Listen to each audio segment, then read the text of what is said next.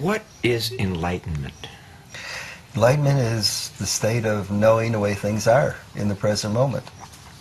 If you know the way things are in the present moment, you find that you're not there anymore. The thing we're always striving for, if we're spiritually inclined, is to get out from under the idea of who we think we are. We get out from under the idea of who we think we are, we become free. So freedom is from the misconception that there's a body and a mind which is personal. Get beyond that and you're free. And when you get free, you become enlightened. Enlightened means to have light. Being unenlightened means to live in the dark. When you say meditate the mind, what does that mean? Well, let's just say train the mind. To train the mind means to know the mind. Actually, we can't really do a lot about the way the mind operates. It's going to think on its own. It's going to think the way it wants to think, depending on our karma, depending on our conditioning. But if we train the mind, we create the perspective, the mindfulness awareness perspective that sees what's happening, and then it gives you the option of whether to follow it, to contemplate it, or to let go of it. Without that option, then we just become slaves of the train of thought as it moves by and the emotions that move along with it. Whenever you have a mind moment of awareness, that's a moment of merit. That's a moment of positive energy. This positive energy accumulates. It builds up and builds up and builds up. And if we get enough of this positive energy, it's going to keep the negative energy from arising. And even more importantly, that positive energy, that merit, that boon, is going to take us over the top, and where we get to the point where it just becomes automatic. Our life flows. It flows because there's nobody there.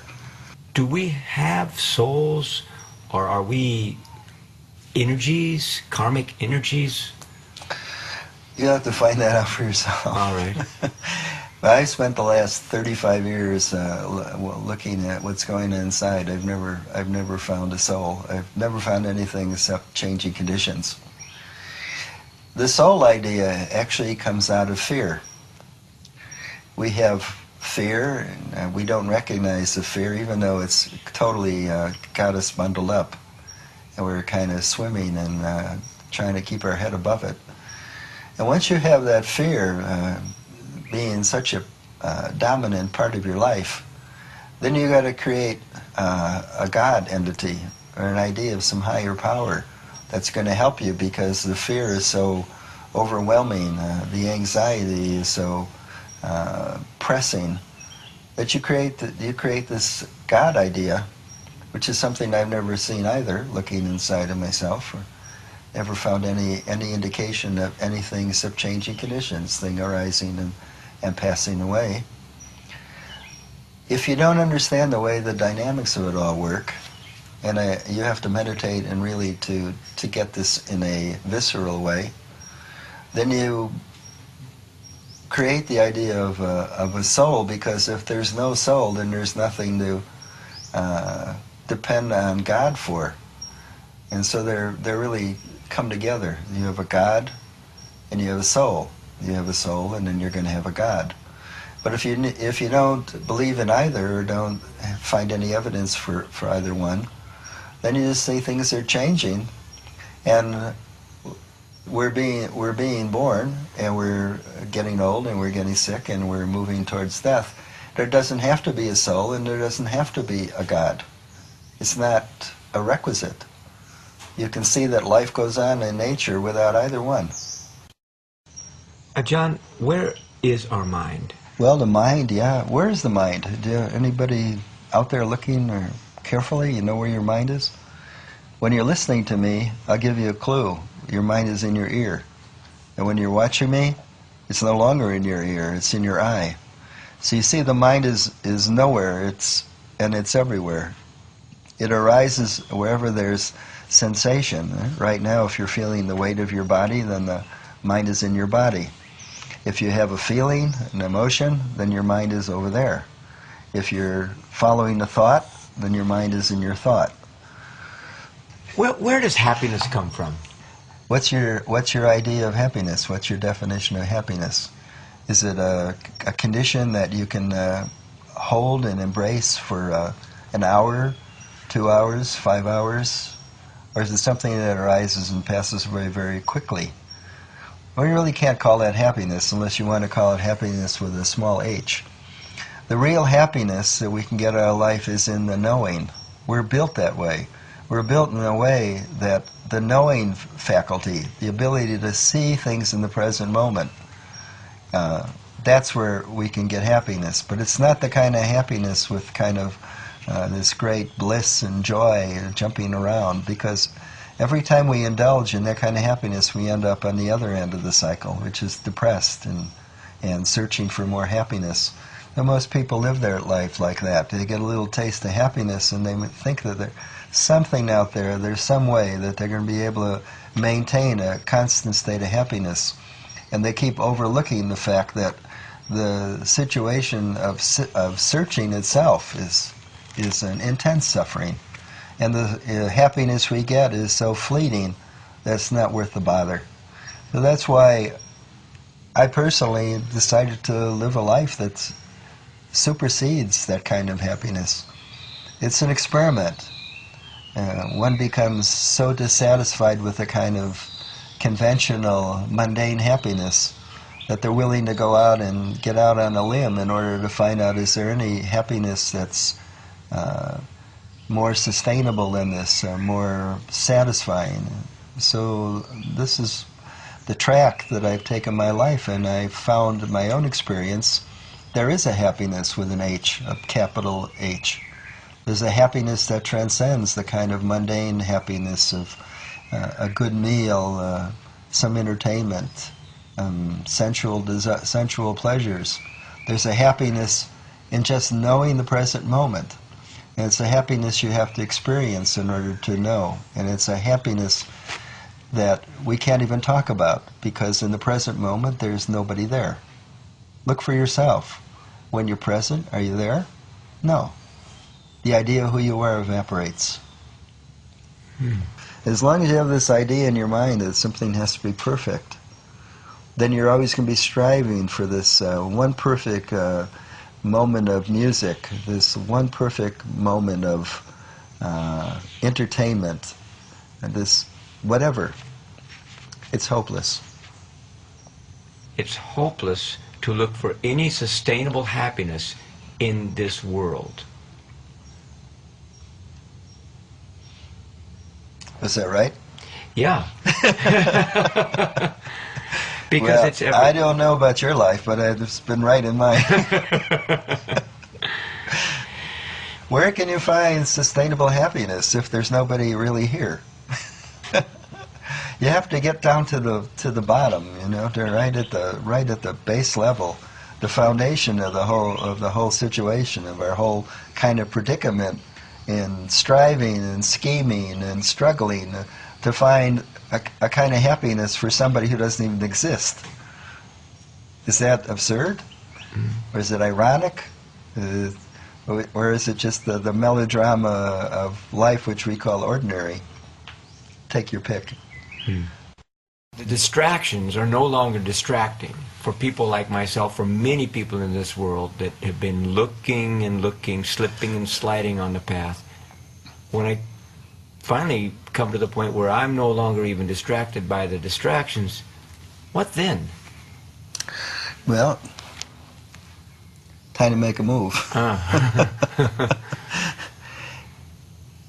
This is a process of evolution. Everybody is moving at their own pace. Some people learn kind of easier ways, but most of the people I know learn the hard way. And if you get enough hard lessons, then you finally ready to put down this thing called hope. And when you're ready to put down this thing called hope, then your fears and your desires will just sort of slip away along with it. When that happens, then you put yourself in a position where you can find the kind of teachings you need, the kind of encouragement you need, the kind of spiritual friends who are going to help and support you along the way. And the evolution process then picks up steam. This is really a good sign. It's why is this such a powerful moment in our life? Because the suffering is so intense, really. The suffering is intense because what's left? You know, if I've done all this, I've done that, been there, done that, there's nothing left. So what's this life about? Is it time to commit suicide? That's one option. Or is it time to so-called commit suicide in the way of spiritual life? And I don't mean killing yourself with some sort of weapon. I mean just helping to dissolve and disengage the misconception that you're who you think you are. And you get out from under that, you're free. Then there's nothing anybody is searching for that's more important than freedom. I guarantee you that. There's a technique that I'd like to ask about where you watch the breath. What is this? Well, meditation takes two forms. One is samadhi and the other is vipassana or insight. Samadhi is concentration. If you sit and you take an object and you focus on that object, providing that object isn't distractive or emotional, like, say, a mantra like the word love or something like that, you don't really want to deal with that.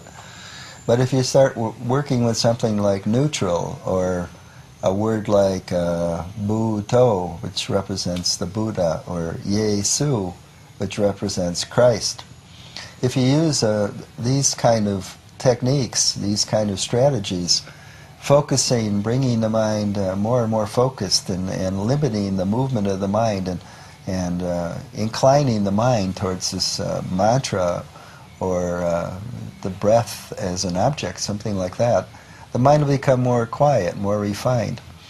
You can take the mind from there to ne wasana nasana yatana, if I pronounce that right, which means neither perception nor non-perception.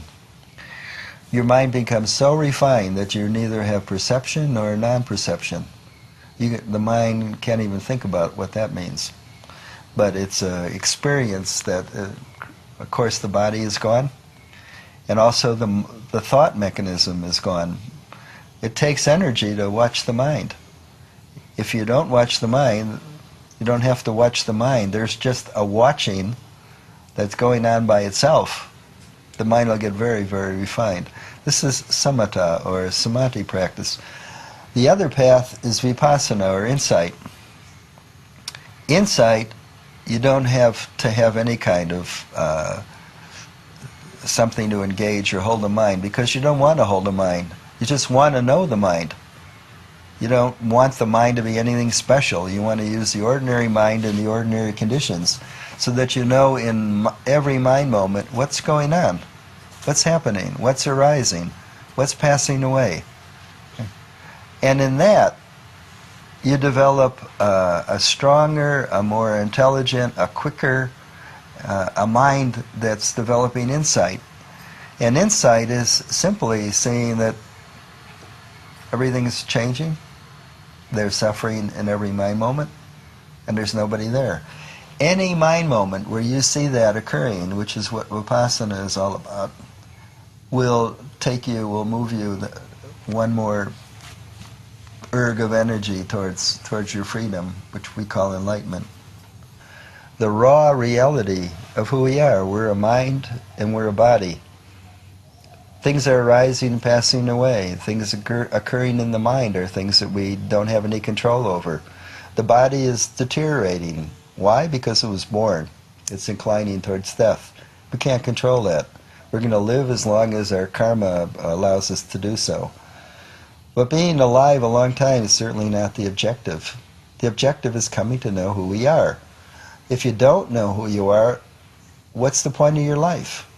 Is the point to accumulate more things? Have more cars, more houses, more friends? Is there anything worth having a lot of that can replace the idea of knowing who you are?